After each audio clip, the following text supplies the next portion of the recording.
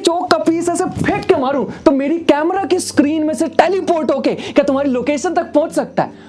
Obviously नहीं। लेकिन अगर ये चौक का पीस एक क्वांटम पार्टिकल होता, अगर मैं एक क्वांटम पार्टिकल होता तो इस बोर्ड के उस पार जा सकता था बिना इस ब्लैक बोर्ड को तोड़े। बात को हल्के में ले रहे हो क्या? 2025 का नोबेल प्राइज मिला इस बात के लिए। चलो कुछ इंटरेस्टिंग बताता हूं, लेकिन अपने रिस्क पे देखना।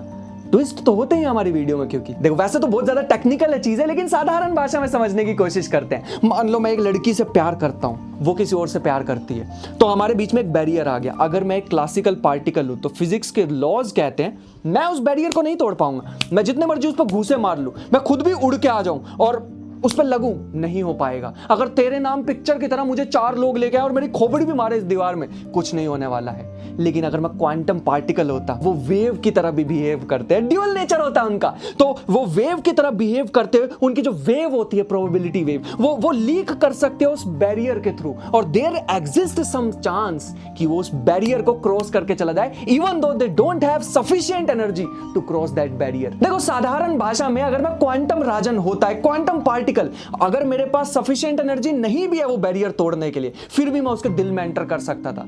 But unfortunately I am classical Rajan, I am still happy with this, क्योंकि ये 2025 के नोबेल प्राइज ने कुछ बड़ा स्पेशल करके दिखाया, जिससे मैं तो बहुत खुश हूं। टेक्निकल लैंग्वेज में इसे क्वांटम टनलिंग बोलते हैं। अगर इलेक्ट्रॉन के रास्ते में एक बैरियर भी आ जाए तो वो उस बैरियर को भी क्रॉस कर सकता है, even though it does not have sufficient energy to cross this barrier. और मेरे दोस्त, दूसरा रूल है क्वांटाइजेशन। मतलब हमारे क्लासिकल वर्ल्ड में किसी भी ऑब्जेक्ट के पास कितनी भी अमाउंट ऑफ एनर्जी हो सकती है, रैंडम, लेकिन क्वांटम वर्ल्ड में फिक्स्ड अमाउंट ऑफ एनर्जी होती है। जैसे सीढ़ियां होती है ना, एक सीढ़ी, दूसरी सीढ़ी, तीसरी सीढ़ी, there does not exist 1.5 number सीढ़ी, बिल्कुल वैसे ही, क्योंकि इसका फिक्स्ड अमाउंट है, क्वांटा या पैकेट की फॉर्म में एग्जिस्ट करती है, इसीलिए इस रूल का नाम क्वांटाइजेशन रख दिया। बस ये दोनों चीजें आज तक हम सोचते थे कि क्वांटम लेवल पे ही होती हैं। ये जो भाई साहब हैं, इन्होंने प्रूव करके दिखा दिया कि ये मैक्रोस्कोपिक लेवल पे भी हो सकती हैं। जब बिलियंस ऑफ एटम्स मिल जाएं, जब हम एक सुपर कंडक्टिंग सर्किट बना दें, तब भी ये चीज प्रूव की जा सकती है, क्वांटम टनलिंग